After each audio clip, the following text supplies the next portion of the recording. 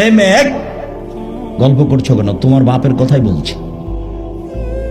তোমার বাপ জান্নাতে যাবে না, এ কথা আমি বলিনি, মুহাম্মদ সাল্লাল্লাহু আলাইহি ওয়াসাল্লাম বলেন। উপস্থিত বৈঠকের মুসলিম বোন একটু শোনেন তো, এদিকে শোনেন, আবার গল্প করছেন কেন? উপস্থিত বৈঠকের মুসলিম বোন শোনেন, আল্লাহর নবী বলছেন সিনফান মিন আহলিন নার, আমার উম্মতের দুই শ্রেণীর মানুষ জাহান্নামে যাবে, আমি তাদের দেখিনি। আমার উম্মতের দুই শ্রেণীর মানুষ জাহান্নামে যাবে, আমি তাদের দেখিনি। এক, নিশাউন, মহিলা, কাসিয়াতুন, কাপড় পরে থাকে, আরিয়াতুন, উলঙ্গ। নেন এবার, কাপড় পরে উলঙ্গ হয়। দেখে মনে হচ্ছে যে আপনাদের দিনাজপুরের ওই স্কুলটা দেখে দেখে বলছেন আল্লাহ নবী।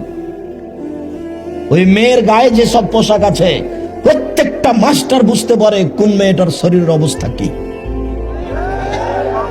মুহাম্মদ সাল্লাল্লাহু আলাইহি ওয়াসাল্লাম বলেছেন, আমি অনুবাদক, তিনি 1450 বছর পূর্বে এই কথাই বলেছেন।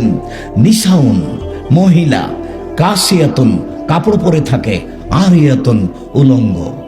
মুমিলাতুন, তারা পুরুষকে নিজের দিকে আকৃষ্ট করে, মাইলাতুন, তারা নিজেরা আকৃষ্ট হয়।